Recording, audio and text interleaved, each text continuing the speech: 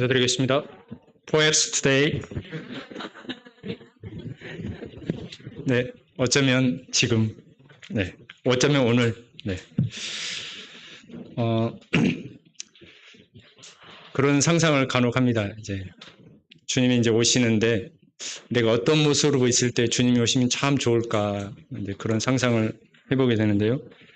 저희 이제 방금 예배 드렸는데 이렇게 예배 드릴 때 이렇게 주님이 오시면 참 좋겠다. 네. 월드컵 응원하고 있을 때 오시지 말고. 네. 네. 그런 상상을 해봤습니다. 이제 아침마다 이제 저는 그런 이제 버릇이 생겼어요. 이제 그제 이제 성도 집회 말씀을 통해서 이렇게 아침에 이제 기도하면서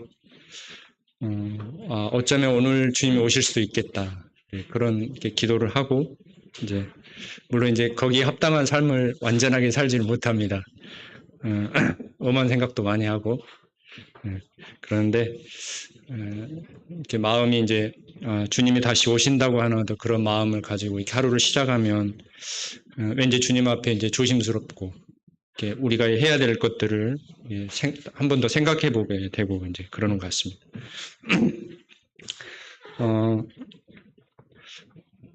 저는 이제 계속해서 성경 말씀을 통해서 이렇게 시대적으로 이렇게 나타나 있는 여러 복음적인 측면을 가지고 이렇게 복음을 전하는 시간을 갖고 있습니다. 뭐 이 시간은 물론 이렇게 아직 믿지 않는 분들을 위해서 필요하기도 하겠지만 성도님들에게도 이렇게 성경 말씀을 통해서 하나님께서 어떻게 복음을 드러내고 계시는지 이제 이런 부분들이 필요하겠다 생각을 합니다. 지난 시간에 잠깐 말씀했던 걸 잠깐 복습하고 이렇게 또 오늘 주제를 이렇게 해보도록 하겠습니다. 예. 하나님이 이렇게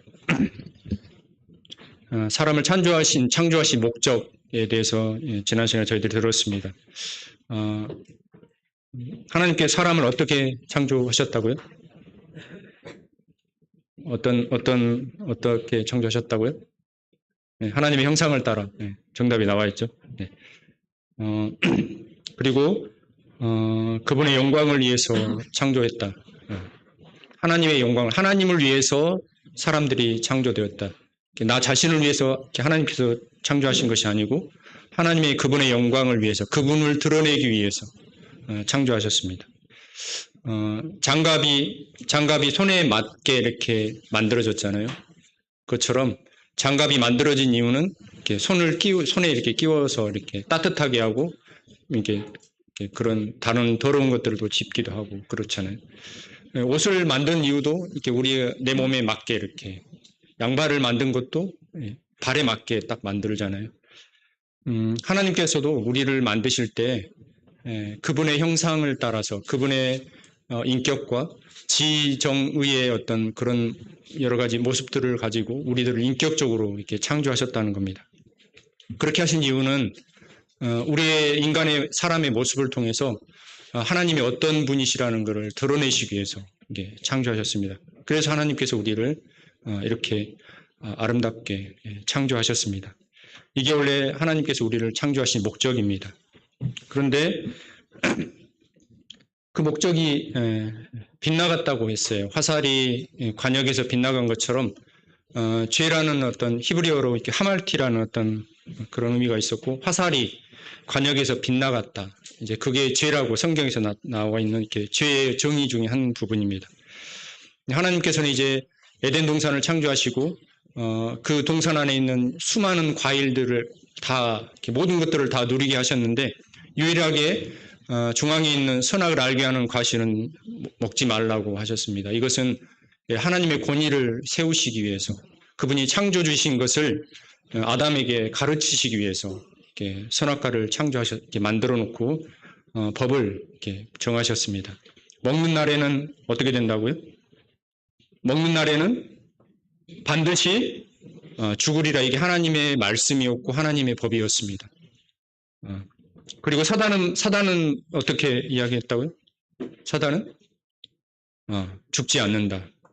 사단은 늘 이렇게 하나님의 말씀에 반대의 입장에서 거짓말하는 자입니다. 그래서 우리는 늘 갈림길에 서 있습니다. 그때나 지금이나 우리는 지금을 살아가는 시대에서도 하나님의 말씀에 순종할 것인지 아니면 거역할 것인지 이런 두 갈림길에 우리는 서 있고 우리 인격을 통해서 우리는 그 두 길 중에 한 길을 꼭 가게 되어 있습니다. 그렇죠? 네, 중간은 없습니다. 하지만 안타깝게도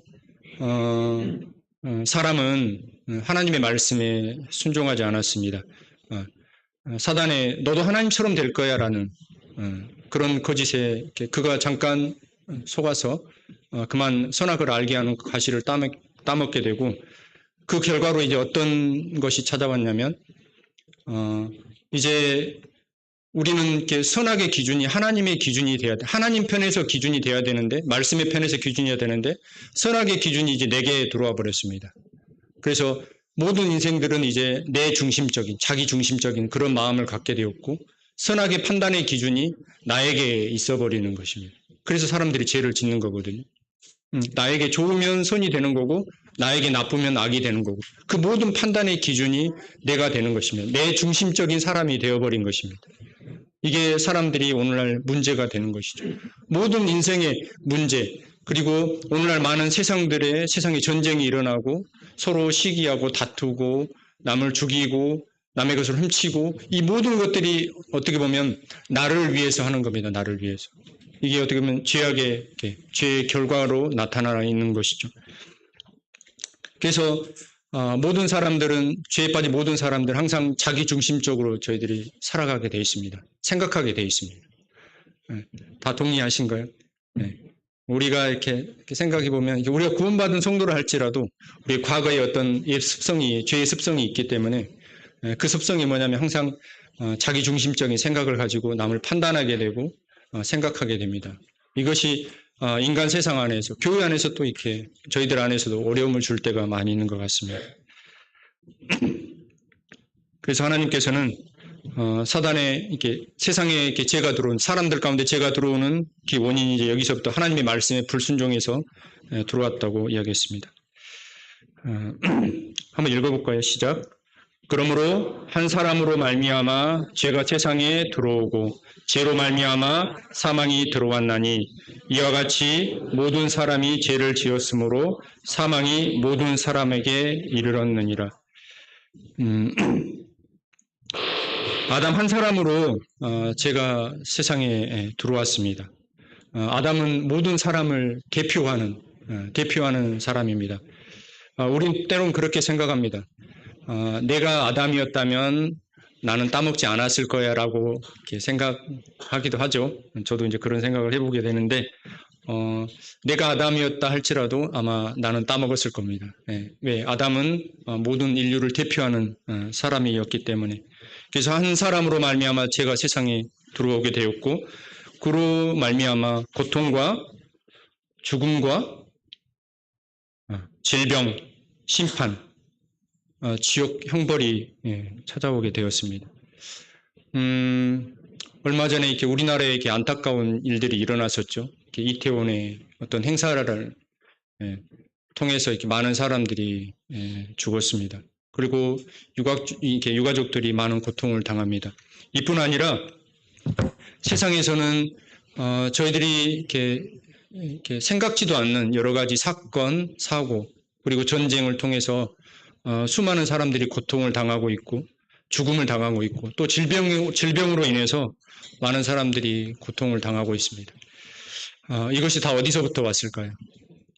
원래 하나님께서 이렇게 창조하지 않으셨잖아요. 이게 어디서부터 왔을까요?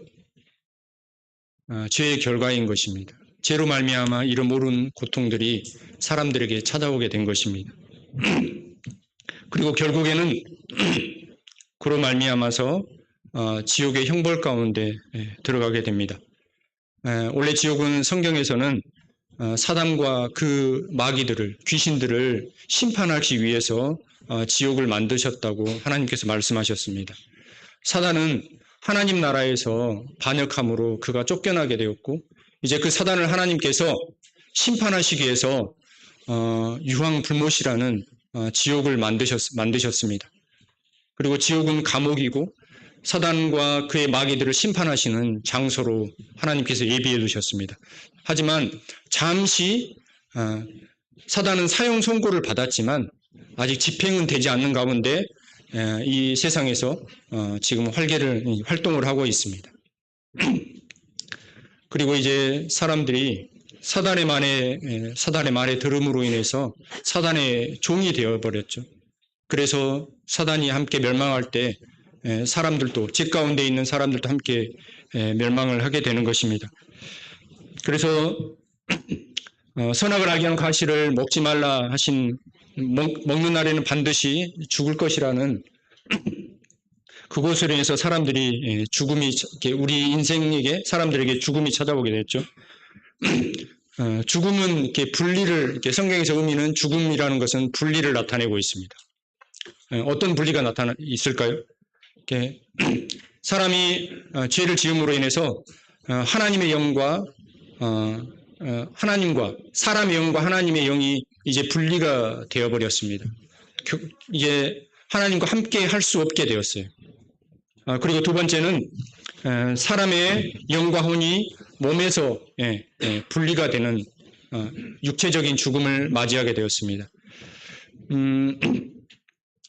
우리가 살아있는 사람을 꼬집으면 뭐라고 하죠? 어떻게 하죠? 반응이? 옆 사람을 한번 꼬집어 보세요. 네. 소리가 납니다. 네. 자, 그럼 여러분들 병원의 영안실에 가서 죽은 사람을 꼬집으면 어떤 반응이 나죠? 네. 아무 반응이 없습니다. 제가 실제로 이렇게 돌아가신 분을 2번 가까이서 이렇게 3번 정도, 3번 정도 했는데요. 정말 사람이 죽으면 그 몸이 그 통나무처럼 이렇게 딱딱하게 굳어 있는 걸 좀 봤어요. 굉장히 온기가 없고 차갑고, 그리고 그 몸이 이렇게 움직이질 않습니다. 딱 굳어 있기 때문에 마치 진짜 나무 토막처럼 딱 굳어 있는 어떤 그런 느낌을 봤거든요. 근데 사람이 정말 죽으면 그 몸에서 영혼이 분리가 되는 거죠. 그 아픔을 느끼고 괴로움을 느끼고 슬픔을 느끼고 고통을 당하고 그런 어떤 슬픈 감정, 여러 감정을 느끼는 그런 모든 것들이 사람의 육체에서 빠져나간 것이죠. 그 영혼이 느끼는 거잖아요. 육체가 느끼는 것이 아니고. 네, 이처럼 육체적인 죽음을 의미하고 있습니다. 또 한 가지는 영원한 죽음을 나타내고 있습니다. 사람의 영혼이 방금 이야기했던 것처럼 영원한 불목 가운데, 이게 성경에서 말하는 둘째 사망이라고 그러는데요. 영원한 불목 가운데 이제 죄의 결과로 들어가게 된 것입니다. 이처럼 하나님의 목적에서 떠난, 하나님의 창조의 목적에서 떠난 인생의 결국이, 죄로 말미암아 인생의 결국은 죽음을 맞이하게 되었고, 하나님과의 관계에서 분리가 되었고, 육체적인 죽음을 맞이하게 되었고, 하나님 앞에서 영원한 심판을 당할 수밖에 없는 사람들이 되었습니다. 그런데 참 다행스러운 것은 하나님께서 사람들을 그대로 이렇게 내어버려 두지 않았다는 거죠. 이게 참 저희들에게 은혜인 것 같습니다. 하나님께서는 구원자이신 여자의 후손을 사람들이 죄 가운데 빠진 그 창세기 3장에서 바로 이렇게 예언을 하고 계십니다. 약속을 하고 계십니다. 자, 뭐라고 약속하셨어요? 자, 15절 한번 읽어볼까요? 15절 시작. 내가 너로 여자가 되게 하고 너의 후손도 여자의 후손과 원수가 되게 하리니 여자의 후손은 내 머리를 상하게 할 것이요 너는 그 발꿈치를 상하게 할 것이니라 하시고. 네. 자, 여러분 여기서 여자의 후손은 누구를 나타내고 있을까요? 누구를 나타내고 있을까요? 예수 그리스도를 나타내고 있죠. 자, 모든 세상의 사람들은 누구의 후손이에요? 그럼 누구의 후손이에요? 네, 남자의 후손이죠. 네, 남자의 씨가 있지 않으면 결국은 아기가 태어날 수가 없습니다. 남자의 씨가 여자의 몸에 들어가고 그 안에서, 자궁 안에서 이제 세포 분열을 통해서 아기가 이게 생겨나게 되는 거죠. 참 신기합니다. 그래서 세상의 모든 사람들은 남자의 후손으로 이 땅에 태어나게 됩니다. 하지만 예수 그리스도는 저희들이 아는 것처럼 남자를 알지 못하는 마리아에게서 성령으로 잉태돼서 이 땅에 태어나게 되었습니다. 그래서 예수 그리스도는 여자의 후손으로 성경은 말씀하고 있습니다. 근데 여자 여호수는 누구의 머리요? 사단의 머리를 상하게 할 것이다. 머리를 상하게 하면 어떻게 되죠? 그 모든 권세가 완전히 무너지게 되는 거죠. 그런데 사단은 그 예수님을 발꿈치를 상하게 한다. 이렇게 이미 성경에서는, 창세기에서는 예수 그리스도를 통해서 이처럼 약속하시고 예언해 놓고 계십니다. 그래서 예수 그리스도의 십자가를 통해서 사단이 사람들을 끌고 가고 있는 그 죄의 권세를 이미 다 깨뜨리신 거죠. 해방시킨 거죠. 네. 그리고 사단은 예수님의 발꿈치를 십자가를 통해 상하게 했지만 예수 그리스도의 십자가는 사단의 어떤 죄의 권세를 완전히 다 깨뜨려 버렸습니다. 머리를 결국은 상하게 한 것이죠. 네. 이거를 이런 사실들을 지난 시간에 계속 말씀을 했습니다. 그리고 이제 아담과 하와가 무화과 나무 잎으로 자신들의 부끄러움을 가려 보았습니다. 사람들은 누구나 어떤 자신들의 어떤 죄의 어떤 부끄러움들을 가리려고 하는 것이 본능인 것 같습니다. 그래서 여러 가지 선한 일도 하고 가난한 사람들을 돕기도 하고 그런 일들을 선한 행동들을 많이 하시죠. 물론 이제 그것 자체가 나쁜 것은 아닙니다. 하지만 그것으로 인해서 나의 어떤 죄의 어떤 부끄러움들을 가리려고 하는 것이 사람의 본능인 것 같습니다. 하지만 성경에서는 결코 그런 것으로 사람들의 어떤 죄의 문제를 해결할 수 없다고 이렇게 말씀하고 있습니다. 그래서 아담과 하와를 불러내서 이제 그에게 뒤쪽에 보면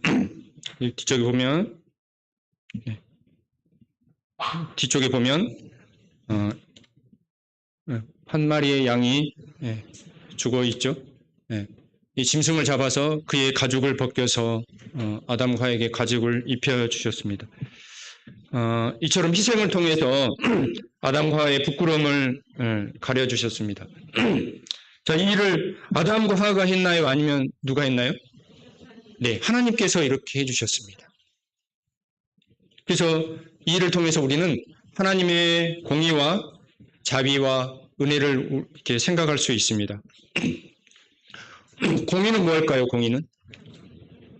하나님의 공의는 어떤 공의일까요? 하나님의 공의는 죄를 짓는 자에게 적당하게 넘어가지 않습니다. 그럴 수 있지. 괜찮아. 죄를 지어도 그럴 수 있어. 괜찮아. 이런 분이 아니시라는 겁니다. 하나님은 의로우신, 거룩하신 분이기 때문에 죄를 반드시 심판하시는 분이 하나님의 공의로우신 하나님이십니다. 우리가 지금 월드컵 보고 있는데요. 만약에 심판자가 공평하게 심판하지 않고 나에게 뭐 이렇게 좀 이렇게 인맥이 있다고 해서 뭐 아무렇게나 이렇게 판정을 내려버리면 어떻게 되는 거죠? 공의로운 심판자가 아닌 거잖아요. 하나님도 마찬가지입니다. 하나님도 분명히 그분은 거룩하시기 때문에 죄에 대해서는 반드시 심판하시는 것이 하나님의 공의입니다. 그래서 성경에서는 죄의 값은 사망이라고 이렇게 말씀하고 있고 죄는 반드시 심판하시는 분이 하나님이시라는 것을 증거하고 있습니다. 그래서 아담과 하와가 죄를 지었기 때문에 결국은 하나님께서 어떻게 하셔야 돼요? 하나님의 공의대로라면 누가 죽어야 되죠? 아담과 하와가 심판을 받아야 되죠. 아담과 하와가 심판을 받아서 멸망하는 게 그게 하나님의 공의에 합당한 겁니다. 하지만 하나님의 자비가 어떻게 나타났습니까? 하나님의 자비는 이제 죄 없는 짐승을 잡아서 그 짐승이 대신해서 심판을 받는 것입니다. 이게 하나님의 자비인 것입니다. 그래서 아담 대신 동물이 죽게 하시고 그 죄값이 대신 동물에게 전가돼서 그 아담과 대신해서 동물이 죽게 되는, 그래서 이 죄의 심판을 대신 동물이 받게 되는, 이게 하나님의 자비인 것입니다. 그리고 여기에서 또 우리는 하나님의 은혜를 생각할 수 있습니다. 하나님의 은혜는 어떤 은혜입니까? 아담과 하와는 이런 자비를, 이런 은혜를 받을 수 없는 자격이 없는 자입니다. 하나님께서는 그들을 정말 형상대로 아름답게 사랑의 대상으로 지음을 받았지만 스스로 나도 하나님처럼 되고 싶어, 내 마음대로 하고 싶어 라는 그런 마음을 가지고 선악과를 따먹었습니다. 그래서 그들을 하나님께서 심판하셔도 그들은 아무런 이렇게 하나님 앞에 뭐라고 말할 수 없는 사람들입니다. 하지만 하나님의 은혜는 결코 하나님 앞에 나아갈 수 없지만 그들의 부끄러움을 자격이 없지만 그런 자격 없는 자에게 이런 죄의 문제를 해결해 주시고 가죽옷을 입히시고 하나님 앞에 다시금 나올 수 있도록 하나님과 사귈 수 있도록 하나님과 교제할 수 있도록 이 교제의 길을 열어놓으신 것이 하나님의 은혜인 것입니다. 그래서 이사야 61장 10절에 보면 여호와께서 구원의 옷, 의의 옷을 우리에게 입혀주셨다. 그런 말씀이 있습니다. 하나님께서는 가죽옷을 입히신 것처럼 예수 그리스도를 통해서 우리에게 구원의 옷, 의의 겉옷을 입혀주셨습니다. 그래서 우리가 담대하게 이제 예수 그리스도를 의지해서 거룩하신 공의로우신 하나님 앞에 나아갈 수 있는 것입니다. 하나님은 적당히 죄를 용서하시고 덮어두신 분이 아니시고 그 죄는 반드시 심판하시는 분인데 그 심판이 누구에게 내려졌다고요? 나를 대신해서 누구에게? 짐승에게 내려진 것입니다. 이 일을 통해서 다시금 예수 그리스도를과 어떤 죽음으로 죽으실 것을 하나님께서 말씀하고 계십니다.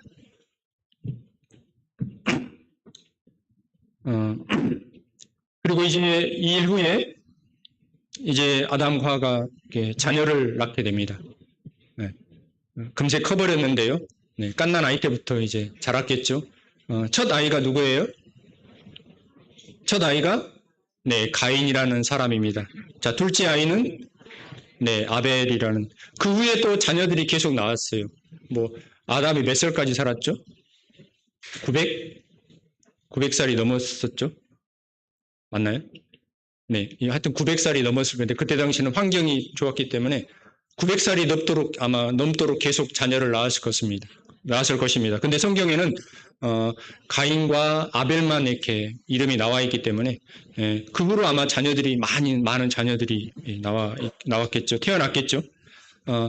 그래서 성경에는 가인과 아벨에 대해서 말씀하고 있습니다. 가인의 이름의 뜻이 뭔지 아신가요? 가인의 이름의 뜻은 하나님이 주신 매우 소중한 보물이라는 이름의 뜻을 가지고 있습니다. 멋지죠? 하나님께서 주신 매우 소중한 보물. 여기 있는 우리 학생들, 여러분들은 하나님이 주신 부모님들에게서 하나님이 주신 매우 소중한 보물입니다. 아닌 것 같아요? 부모님의 사랑을 의심하지 마세요. 부모님은 여러분들은 엄마의 고통 속에서 태어난 그 누구도 바꿀 수 없는 하나님께서 주신 매우 소중한 보물이랍니다. 또 그럼 아벨의 이름의 뜻은 뭘까요? 기대되죠? 아벨의 이름의 뜻은 뭘까요? 헛되다, 아무것도 아니다. 좀 뭔가 이상하네요. 헛되다, 아무것도 아니다. 이런 이름의 뜻을 가지고 있다고 합니다. 아벨이 좀 시원찮았을까요? 아무래도 이제 큰아들은 기대를 많이 하잖아요. 부모님들이 큰아들을 낳고 뭔가 이렇게 모든 사랑을 다 쏟아 붓죠. 어쩌면 그랬을 것 같기도 한데요. 아마 아담과 하와는 자기의 이렇게 자녀들이 태어나서 어떤 하나님의 약속을 또 생각했을 것이고, 이들이 이제 이렇게 하나님이 주신 어떤 선물이라고 생각하고 너무 이렇게 기쁜 마음으로 했을 텐데, 이들에게서 뭐가 보였을까요? 태어나면서 우리 자녀들 키워봐서 알잖아요. 태어날 때는 너무 사랑스럽고, 아기 때는 너무 그냥 사랑스럽지만 뭔가 이제 커가면서 뭐가 나타나죠? 뭐가 나타나요? 제 고집대로 하고 싶은 이제 그것이 이제 생겨나요. 그러면 이제 부모님의 마음을 살살 이렇게 긁죠. 한계를 이렇게 부모님이 인내심을 발휘하는 어떤. 그래서 이제 때로 이제 뭐 한 대 때려주기도 하고 이제 속상해서 그런 것 같습니다. 아마 가인에게도 처음에는 사랑스러웠지만 그가 자라면서 그 안에 있는 숨겨져 있는 내면에 있는 아마 죄성들이 하나하나 이렇게 드러났을 것입니다. 그러면서 아담과 하와는 자신들이 이렇게 빠진 하나님 앞에 지은 어떤 죄인이라는 사실들을 또 깨달았을 것입니다. 그래서 저희들은 참 자녀를 키우면서 저희 자신을 많이 되돌아보는 것 같습니다. 죽일 놈 살릴 놈은 그렇지만 자녀들을 보면서 내가 하나님 앞에 저렇게 고집스럽고 하나님 앞에 저렇게 악하구나, 이제 그런 것들을 많이 깨닫게 되는 것 같습니다. 그래서 결혼해야지 진정한 어른이 되는 거예요. 청년들 알겠죠? 네, 결혼하세요. 네. 그래서 우리나라 속담에도 콩 심은 데 네, 콩 나고 팥 심은 데 네, 팥이 나는 겁니다. 네. 가인과 아벨이 왜 그런 죄의 열매를 맺게 될까요? 아담과 하하가 하나님 앞에 죄를 지음으로 그 죄의 열매로 말미암아 자녀들에게 고스란히 열매로 이렇게 나타나게 됩니다. 근데 두 사람의 모습이 사뭇 다른 모습이 있습니다. 가인은 농사짓기를 좋아했습니다. 열심히 땀을 흘리고 여러 가지 이렇게 그 과일이며 채소며 이렇게 열심히 농사를 해서 하나님 앞에 이렇게 제사를 올려드렸습니다. 아벨은 양치는 사람이었습니다. 그래서 그는 양을 잡아서 하나님 앞에 제사를 올려드렸습니다. 여기서 참 중요한 게 뭐냐면 아마 아담과 하와는 그때 당시는 뭐 이렇게 성경이 기록되어지 않았기 때문에 아마 계속 구전으로 하나님께서 자신들을 어떻게 창조하셨고 에덴 동산에 대해서 어떻는지, 하나님께 어떻게 에덴 동산에 우리가 쫓겨나게 됐는지, 그리고 그 죄를 이렇게 덮어주시기 위해서, 우리의 부끄러움을 가려주시기 위해서 하나님께서 짐승을 잡아서 우리의 가죽옷을 입혀주셨고, 이제 그런 모든 과정들을 아마 자녀들에게 계속 이야기했을 것입니다. 그래서 그의 자녀들은 계속 아버지로부터, 부모로부터 하나님이 어떻게 우리를 사랑하셨고 우리를 인도하셨고 우리에게 행하신 모든 것들을 다 이야기해 줬을 겁니다. 그리고 우리가 하나님 앞에 나가기 위해서는 어떻게 해야 된다고요? 나의 죄의 문제를 해결하기 위해서는 짐승을 잡아서 그 짐승을 하나님 앞에 속죄의 제사로 올려드렸을 때 하나님께서 그 모든 죄악이 나에게 돌려지지 않고 그 짐승에게 돌아감으로 내 죄가 해결이 돼서 우리는 다시 하나님 앞에 설 수 있단다. 그런 어떤 이야기들을 계속 자녀들에게 이야기를 했을 겁니다.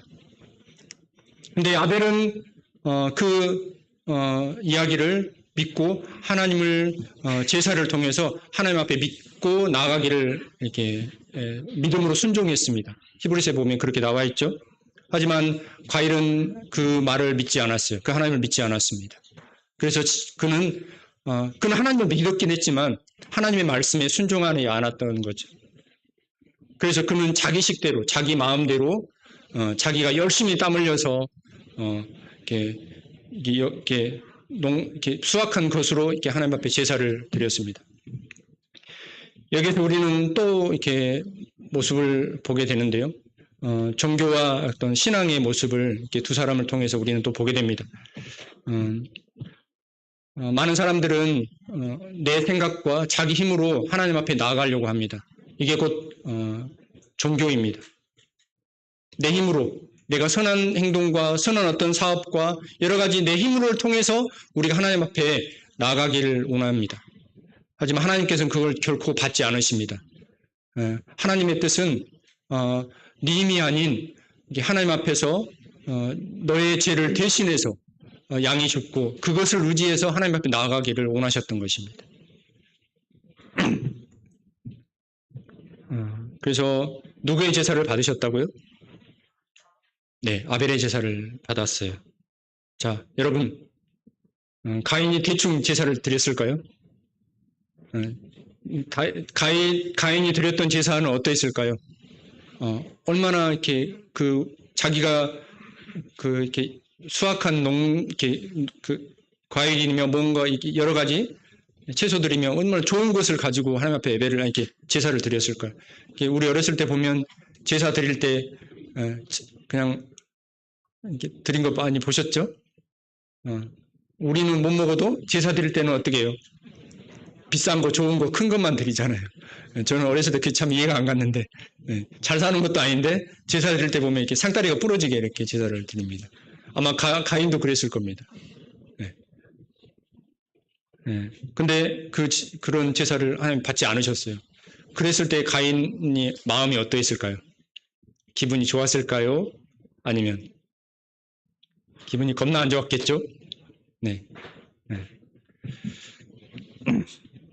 그 결과로 가인은 그만 사랑하는 동생을 아벨을 들로 불러내서 성경은 그를 쳐 죽였다고 이렇게 말하고 있습니다. 어쩌면 세상에서 이렇게 아버지 아담은 죄를 수입했잖아요. 그 수입한 죄를 가지고 가인은 최초로 자기 동생을 살인하는 살인죄를 이렇게 저지르는 이제 그런 일들이 이렇게 일어나게 됩니다. 이처럼 죄는 너무나 끔찍하고 우리에게 두려운 일입니다. 아담과 하와가 이 사실을 알게 됐을 때 그들이 얼마나 하나님 앞에서 아들의 죽음 앞에서 울부짖고 두려워했고 괴로워했고 슬퍼했을까요? 그것도 가인에게 이런 죽음을 당했다는 사실 앞에서. 그래서 이처럼 죄는 너무나 두렵습니다. 끔찍합니다. 그런데 성경에서는 주님께서는 신약시대에 사람들을 이렇게 미워하는 어떤 그런 마음을 품어도 이미 그 사람을 살인했다고 이렇게 성경은 이야기하고 있습니다. 이렇게 해서 사람들에게 죄는 너무나 끔찍한 것입니다. 가인이 이 일을 통해서 이제 그는 하나님의 낯을 피해서 성을 쌓았습니다. 하나님을 떠났습니다. 그리고 그 후에 태어난 많은 사람들은 점점 하나님 앞에 하나님을 떠나서 무법천지가 되어버렸습니다. 사람들의 악은 극에 달아갔습니다. 인생을 떠난 사람의 모습이 이와 같습니다. 하나님을 두려워하지 않기 때문에 그가 내 마음대로 내가 원하는 대로 살아가는 것입니다. 그때 당시에는 뭐 경찰이 있지도 않았기 때문에 아마 힘이 센 자가 약한 자를 잡아먹는 아마 그런 시대였을 겁니다. 온 세상은 죄악으로 가득했습니다. 그런 죄악들의 모습을 하나님께서는 이제 결코 볼 수 없게 되었죠. 그리고 이제 그 다음 또 자녀들이 셋을 낳게 됐는데 그 후손인 하나님께서 노아라는 사람을 부르게 되었습니다. 이들은 계속해서 세상에 많은 사람들이 하나님을 믿지 않고 범죄 가운데 살아갔지만 셋의 후손들은 이제 하나님 앞에 예배하게 되고 계속 하나님 앞에 있었던 그런 것들을 저희들이 성경을 통해서 보게 됩니다. 그리고 그런 노아를 하나님께서 부르시고 이제 하나님께서는 물로써 이 세상을 심판하시겠다고 마음을 정하셨습니다. 그리고 이제 그에게 뭘 만들라고요? 물로 홍수의 심판을 피할 수 있는 방주를 이렇게 만들 것을 이야기하고 있습니다. 네, 방주 형제 이름 나오니까 좋네요. 네, 왜 방주라고 이름을 지었는지 네, 아버지가 깊은 의미를 가지고 뜻을 가지고 이름을 지었을 겁니다. 네, 방주 나오면 또 이렇게 트라우마가 생기죠. 네, 노아의 방주. 아유 진짜. 네, 과거를 잊어버리시죠. 네. 하여튼 하나님께서는 그 심판을 피할 수 있는 방주를 만들 것을 이렇게 노아에게 이렇게 이야기했습니다. 그래서 그의 가족들은 이렇게 열심히 방주를 만들었습니다. 자, 방주를 어디에다 만들고 있나요? 네, 참 이상하죠? 배를 어디에다 만들어야 되죠? 네, 바다에다 만들어야 되죠. 근데 이상하게 방주를 산 꼭대기에서 이렇게 만들고 있습니다. 몇 년 동안요? 몇 년 동안? 120년인가요? 100년? 120년. 네. 120년 동안 방주를 만들었습니다. 아마 수많은 사람들이 그 광경을 목격했을 겁니다. 노아에게 뭐라고 했을까요? 뭐라고 했을까요? 네. 네, 이렇게 했겠죠. 배를 만들려면 바다에 만들어야지. 산꼭대기에다 만들고 있으니. 어쩌면 수많은 사람들이 노아를 회유하고 손가락질하고 비웃기도 했을 겁니다. 그리고 노아는 또 기회가 되면 사람들에게 하나님께서 이 세상을 심판하실 것입니다. 이제 비가 내려서 이 세상을 멸할 것입니다. 라고 선포했을 겁니다. 그런데 그때 당시는 비가 내리는 세상이 아니었어요. 비가 이 세상에 오지 않았습니다. 지면에서는 이슬이 안개가 올라와서 온 지면을 적셨다고 나와 있습니다. 그래서 사람들이 비라는 단어를 이해할 수가 없습니다. 하늘에서 물이 떨어진다고? 빗방울이 떨어진다고? 저런 미친 사람 하면서 비웃었을 겁니다. 그리고 그래도 노아는 끝까지 하나님께서 말씀하신 그 방주를 완성해 갑니다. 어쩌면 오늘날도 마찬가지인 것 같습니다. 하나님께서는 이 죄악된 세상을 심판하신다고 경고하고 있습니다. 어쩌면 저희들조차도 과연 그날이 올까라는 그런 의심이 들 때도 있습니다. 하지만 성경의 모든 예언과 모든 일들을 이렇게 정확하게 이루어 가신 하나님께서는 앞으로 저희들이 우리에겐 닥치진 않았지만 우리에게 닥칠 그 일도 정확하게 하나님께서 이루어 가실 겁니다. 방주는 어떤 모양일까요? 네, 방주는 길이가 몇 미터요? 길이가 한 150m 정도 됩니다. 너비는요? 25m. 높이는요? 15m. 2.5m 기준으로 하면 아파트 한 6층 정도 계산이 되는 것 같아요. 그래서 오늘날 이게 축구장입니다. 축구장. 지금 월드컵 경기하고 있죠. 길이가 이렇게 축구장보다 더 긴 길입니다. 그래서 이 배수량이 제가 정확한 기억은 안 하는데 이렇게 소규모 이렇게 항공모함 정도 되는 그런 이렇게 어마어마한 크기의 배라고 합니다. 돛도 없고 키도 없습니다. 신기하죠? 근데 그 해양에 여러 이렇게 연구하시는 여러 과학자들이 이 배를 만드는 그 비율이 있대요. 잘 모르는데 뭐 그 비율이 있는데 이 방주의 어떤 비율을 이렇게 연구했을 때 가장 이렇게 안전한 어떤 그런 비율이라고 이렇게 그렇게 이야기를 하더라고요. 그래서 어떤 파도에도 이렇게 잘 버틸 수 있는 안전하게 안에 있는 사람들도 안전하고 간혹 그 유조선 같은 경우도 큰 파도를 만나면 배가 이렇게 가운데가 쪼개지는 경우가 있대요. 그 파도를 못 이겨서. 이게 파도가 보통 막 이렇게 높은 파도는 30m 정도 이렇게 올라간대요. 근데 배가 이렇게 파도에서 이렇게 배가 이게 걸쳐지면 그 부력과 그 어떤 중력에 의해서 배가 잘못하면 이렇게 부러진대요. 옛날 뭐 타이타닉 보면 배가 이렇게 부러지잖아요. 실제로 그런 사고가 일어나기도 한답니다. 그런데 방주의 어떤 그런 구조를 봤을 때 그런 어떤 높은 파도라 할지라도 이렇게 절대로 이렇게 부러지지 않고 이렇게 완전한 구조라고 합니다. 그리고 그 안에 타 있는 사람도 그런 큰 파도에 크게 이렇게 어려움이 당하지 않게 안전하게 이렇게 있을 수 있는 어떤 그런 이렇게 완전한 구조라고 어떤 이렇게 해양 관련돼 있는 그런 박사님이 그렇게 이렇게 강의를 하시는 걸 들어봤습니다. 어쩌면 노아의 지혜가 아니고 하나님께서 말씀하신 그대로 이렇게 방주를 만들었을 때 이런 완전한 그런 방주가 만들어진 것 같습니다. 그래서 실제로 이렇게 뭐 네덜란드나 미국에 가면 그 모형대로 이렇게 방주를 실제로 이렇게 구현해서 이렇게 만든 것이 실제로 있습니다. 허락이 되면 한번 가보시는 것도 돈이 너무 많이 들긴 하지만 그래서 제가 말씀드리고 싶은 것은 노아의 방주는 어떤 그 신화적인 어떤 이렇게 이야기가 아니라는 겁니다. 실제로 하나님께서 하나님 말씀 가운데 이 일을 통해서 우리에게 지금 교훈하시고자 하는 그런 뜻이 있을 거라고 생각합니다. 이렇게 방주를 만드시고 이제 하나님의 때가 다가왔습니다. 어떤 일이 벌어졌냐면요.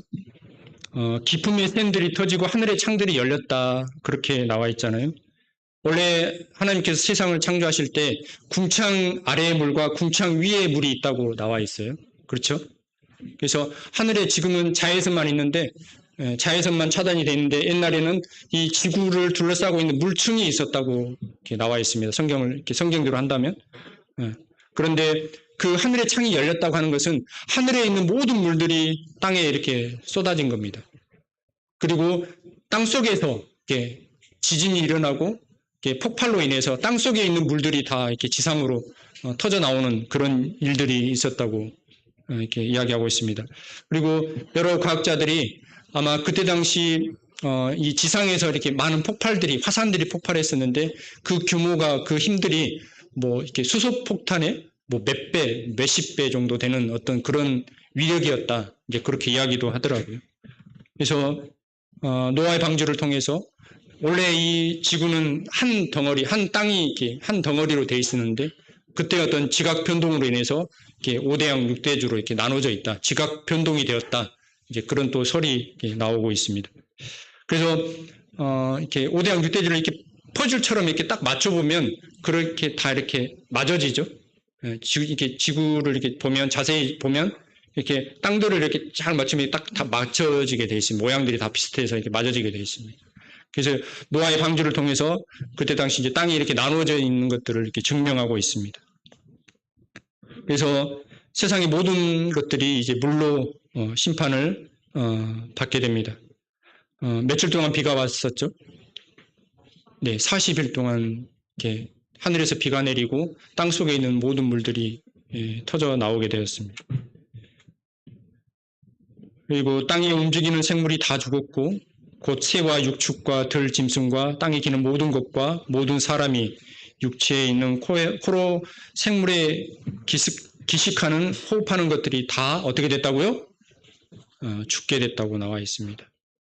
하지만 노아의 식구 8명만이 그리고 정결한 짐승과 짐승 그 방주에 타 있는 짐승만이 이렇게 살아남게 되었습니다. 그리고 물이 며칠간 땅에 있었다고요? 150일. 온 세상이 물이 잠긴 상태에서 150일 동안 이렇게 물에 잠겨 있었다고 성경은 말씀하고 있습니다. 아무리 수영을 잘해도 살아남기가 어렵습니다. 그래서 모든 사람은 성경은 땅에 있는 지면에 있는 모든 동물이며 사람이며 다 하나님께서 홍수를 통해서 심판하셨다고 성경은 말씀하고 있습니다. 자, 또한 성경은 가장 높은 산 위에 물이 몇 미터요? 675cm. 가장 높은 산을 675cm 정도 이렇게 물이 덮였습니다. 네, 그리고 이제 성경은 노아의 방주가 어디에 산에 머물렀다고요? 네, 아라랏산. 아라랏산이 있을까요, 없을까요? 그러면 네, 어디에 있을까요? 네, 터키에 있다고 합니다. 가보진 않았는데요. 네, 터키에 실제로 아라랏산이 있다고 합니다. 자, 그런데 봐보세요. 성경은 노아의 방주의 그런 이렇게 말씀 가운데 몇 월 며칠 날 어떻게 됐고 정확하게 이렇게 나와 있잖아요. 성경이 이렇게 정확합니다. 왜 이렇게 정확하게 해놓으셨을까요? 이 일을 통해서 우리는 뭘 알 수 있을까요? 하나님이 정확하게 그 사실을 정하시고 말씀하고 인도하셨다는 겁니다. 그냥 막연한 어떤 그런 이 사실이 아니고 반드시 이 노아의 방주는 사실인 것을 계속 증명하고 있습니다. 그리고 아라랏산에 머물렀다고 하는 이 사실도 동일하게 성경에 이 세상에 지금 현재 실존하는 어떤 그런 산인 것을 저희들이 또 알고 있습니다.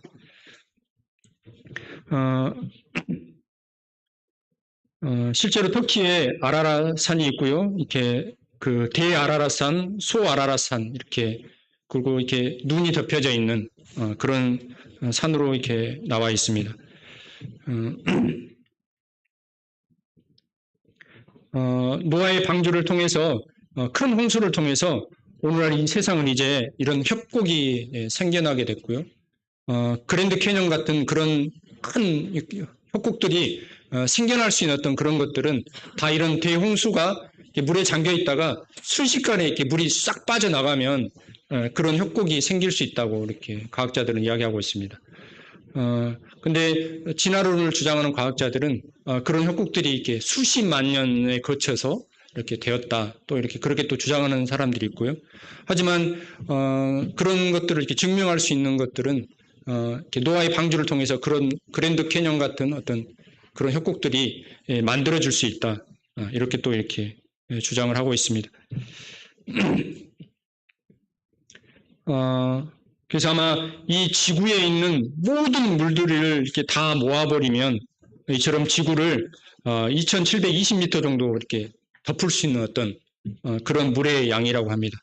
근데 하나님께서는 바다에 큰 물창고를 만드시고 높은 산을 만드시고 골짜기를 만드시고 그리고 남극과 북극을 통해서 이 세상을 이렇게 덮었던 그런 물들이 다 이렇게 그곳에 이렇게 나갈 수 있도록 이렇게 하나님께서 해주셨습니다. 아까 이렇게 방주의 어떤 그런 것들을 통해서 이렇게 높은 산, 뭐 에베레스트 산도 이렇게 물로 다 덮였다고 하는데,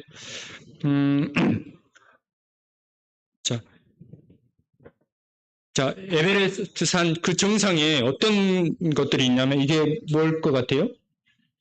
조개 껍데기입니다. 조개 껍데기. 이걸 뭘 나타내고 있을까요? 실제로 그곳이 바다였을 가능성, 홍수를 이렇게 증명하고 있는 겁니다. 동일하게 이런 것들이 그랜드 캐년에서도 이런 화석들이 발견됐다고 합니다. 바다에서 이렇게 자라는 어떤 큰 고동이라든가 이런 것들이 발견되었다고 합니다. 그래서 이런 사실을 통해서 홍수가 실제로 일어났다는 것을 증명하고 있습니다. 그리고 남극과 북극을 통해서 그 물들이 이렇게 얼려져 있는, 그래서 지금 기후 변화로 인해서 그 물들이 녹아버리면 어떻게 된다고요? 지구를 이렇게 물로서 이렇게 덮을 수 있는 어떤 그런 양이라고도 나와 있고요. 실제로 지금 이렇게 지구의 온난화를 통해서 수위가 높아져서 이렇게 일어나는 환경적인 여러 가지 기후의 어려움들을 저희는 겪고 있습니다. 또한 성경뿐만 아니라 세상의 여러 가지 어떤 그 고대 유물들이나 이런 것들을 통해서 노아의 방주가 실제로 있었다는 어떤 것들을 또 이렇게 증명합니다.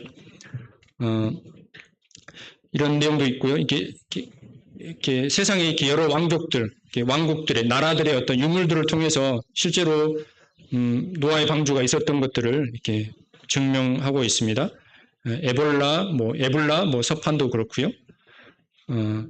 그리고 고대 인디언들의 토판에서도 그때 당시 사람들은 이렇게 일어난 일들을 그대로 이렇게 그림으로 이렇게 그려놔서 이렇게 흙판에 이렇게 표현을 그려놨습니다. 근데 여기서 재밌는 게 있어요. 그 첫 번째 그림에 첫 번째 그림의 중앙에 저기 뭘까요? 중앙에 첫 번째 그림에 저 중앙에 이렇게 있는 게 있잖아요. 저게 뭘 것 같아요? 괴물 같아요? 네. 저게 뭘 것 같아요? 해파리일까요? 네. 뭘 것 같습니까? 네? 재단? 마음이 청결한 자에게만 보일 겁니다. 네, 저게 태양입니다. 태양. 네. 네. 태양입니다. 지금 노아의 동물들이 이제 방주 안에 들어가고 있는 장면입니다. 자, 두 번째 그림은 뭘 것 같아요? 홍수가 나서 사람들이 이제 살려달라고 외치는 그런 그림입니다. 자, 세 번째 그림은 뭘까요, 그러면? 네, 그렇죠. 좌우가 네모진 것이 이제 날짜를 기록하는 달력과 같은 겁니다. 네, 방주 안에 다 있고, 자, 그럼 마지막 그림은 뭘까요? 네, 이제 방주가 물이 다 거치고 이제 방주에서 사람들이 나왔어요. 그 좌측에 동그라미 또 뭘까요, 그러면? 해예요. 네, 해가 떴어요. 네. 근데 위에 해하고 밑에 해하고 다르죠? 모양이? 왜 그런지 아세요? 네네. 물의 굴절 때문에 그렇게 보인답니다. 실제로 세상이 물로 이렇게 싸고 있었잖아요. 그래서 사람들의 눈에는 태양이 첫 번째 그림처럼 이렇게 옆으로 이렇게 보인다고 합니다. 그래서 우리가 컵 안에 이렇게 수저를 넣으면 이렇게 굴절 때문에 수저가 이렇게 구부러진 것처럼 보이잖아요. 그런 현상이라고 그러네요. 저도 이번에 알게 됐는데. 근데 이제 마지막 그림은 그 물을 싸고 있는 그 물이 다 쏟아졌잖아요. 그래서 이제 우리가 현재 보는 그런 태양으로 보이는 거죠. 그래서 인디안들은 이렇게 그대로 이렇게 자기들이 보이는 그대로 그림을 그려놓은 겁니다. 이것을 통해서 노아의 방주가 또 이렇게 성경뿐만 아니라 여러 가지 어떤 고대 유물들을 통해서 실제로 방주가 있었다는 것들을 또 이렇게 증명하고 있습니다. 그런 방주가 또 나타나야 되겠죠. 여러 가지 이렇게 탐험가들은 실제로 이제 아라라산에 가서 방주를 이렇게 방주의 흔적을 발견했다. 이제 그래서 뭐 이렇게 방주의 어떤 그 나무도 이렇게 주워오기도 하고 이제 그런 일들이 있습니다. 근데 아직 터키라는 나라에서 이렇게 그런 탐험을 이렇게 발굴하는 것들을 허락하지 않습니다. 그래서 자유롭게 가서 이렇게 할 수가 없다고 합니다.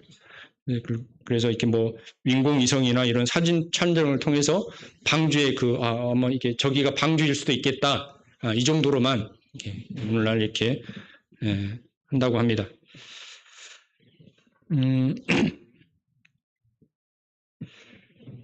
우리는 이제 방주의 어떤 이런 노아의 방주를 통해서 우리가 이렇게 얻을 수 있는 교훈은 뭘까요? 그들은 전에 노아의 날 방주가 예비할 동안 하나님이 오래 참고 기다리실 때 순종치 아니하던 자들이라. 방주에서 물로 말미암아 구원을 얻는 자가 몇 명이라고요? 8명. 네. 어쩌면 이렇게 아까 이렇게 노아가 방주를 만들었을 때 많은 사람들이 노아를 찾아와서 어떻게 이 좋은 날씨에 비가 내릴 수 있겠어? 라고 하는 많은 사람들이 비웃었겠죠. 그리고 하나님의 그 말씀과 심판의 경고를 그들은 믿지 않았을 것입니다. 하나님께서는 죄를 반드시 심판하신다고 하는 그 하나님의 말씀과 경고를 믿지 않았고 비웃었을 것입니다. 그리고 그들에게 계속 노아는 끊임없이 120년 동안 방주를 만들면서 사람들에게 찾아가서 이런 하나님의 경고를 이야기했을 것입니다. 하지만 그들은 자신들의 죄악으로 그들의 마음이 가려져 있었기 때문에 하나님의 말씀에 귀 기울이지 않았습니다.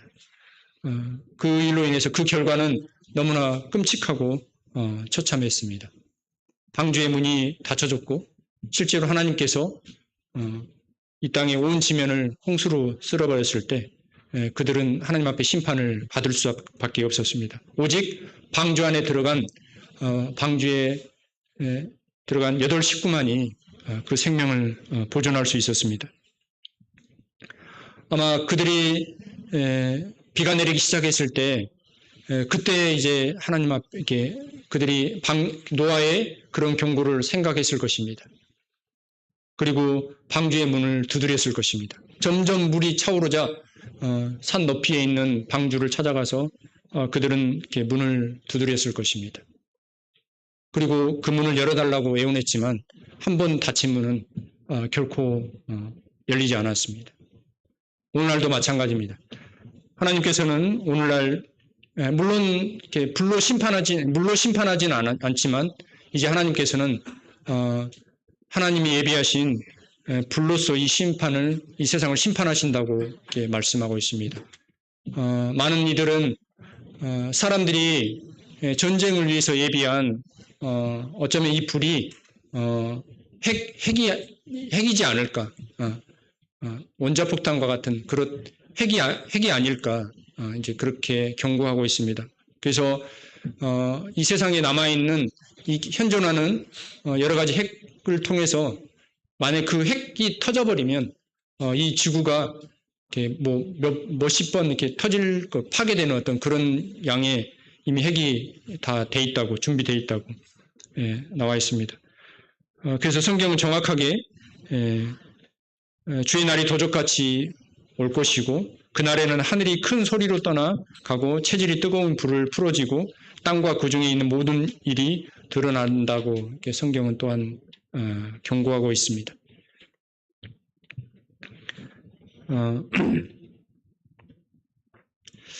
같이 한번 읽어볼까요? 시작.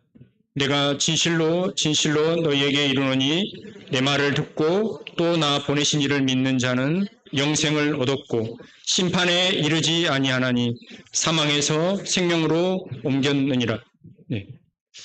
하나님께서는 동일하게 공의로우신 분입니다.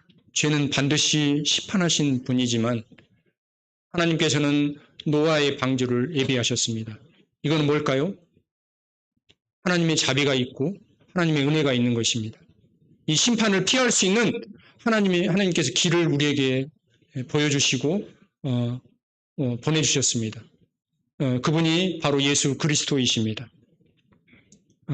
누구든지 진실로 진실로 내가 너에게 이르노니 우리가 하나님의 말씀을 듣고 하나님의 말씀을 통해서 예수 그리스도를 믿는 자는 영생을 얻을 것이고 얻게 될 것이고 심판에 이르지 않는다는 이 심판을 이 땅에 내릴 때 그 심판을 피할 수 있는 길이 우리에게 있다고 성경은 말하고 있습니다. 그리고 우리는 예수 그리스도를 통해서 우리의 생명이 사망에서 생명으로 옮겨졌다고 말씀하고 있습니다. 그리고 주님은 이제 계속해서 예수 그리스도인 방주 안에 들어오라고 많은 사람들을 초청하고 있는 것입니다.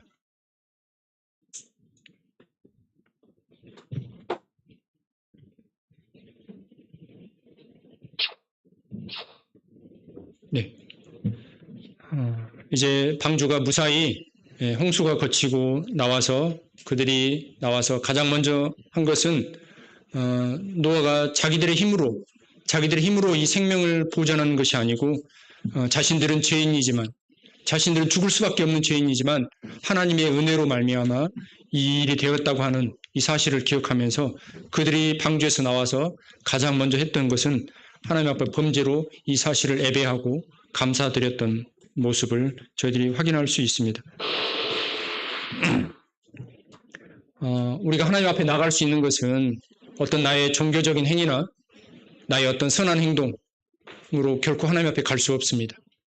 우리가 하나님 앞에 나갈 수 있는 것은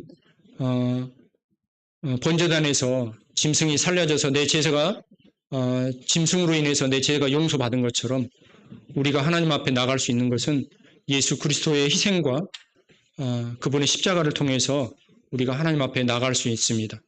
우리가 그분을 통해서 우리의 부끄러움이 가려지고 우리가 떳떳하게 하나님 앞에 나갈 수 있게 되었습니다. 그리고 또한 하나님께서는 노아에게 이렇게 무지개를 보여주시고 이제 하나님께서 벌하시든 보호하시든 언제나 하나님의 약속은 지키신다는 그런 하나님을 다시금 기억하게 하신 것입니다.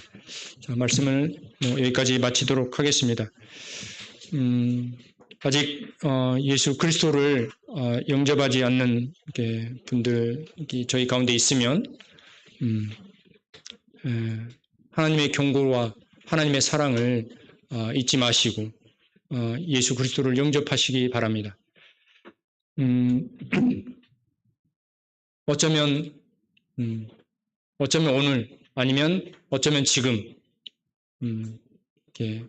주님이 다시 오실 수 있다고 하는 어떤 이런 말씀 앞에서 저희들이 겸손한 마음을 가지고 이렇게 주님을 영접하시길 바랍니다. 하나님은 교만한 자를 대적하십니다. 겸손한 자에게 은혜를 베푸십니다. 어쩌면 구원은 아주 단순합니다. 우리가 몰랐던 사실을 아는 것이 구원이거든요. 그런데 하나님께서 어떤 사람에게 그거를 가르쳐 주시냐면 겸손한 자에게 가르쳐 주십니다. 어떤 사람에게요? 하나님, 제가 정말 죽을 수밖에 없는 죄인입니다. 저를 구원해 주십시오. 저는 정말 하나님 앞에서 악한 죄인입니다. 저를 불쌍히 여겨 주십시오. 저를 구원해 주십시오. 이런 겸손한 자에게 하나님께서 구원의 길을, 예수 그리스도를 보여주십니다. 그리고 그가 예수 그리스도를 영접할 수 있는 것입니다.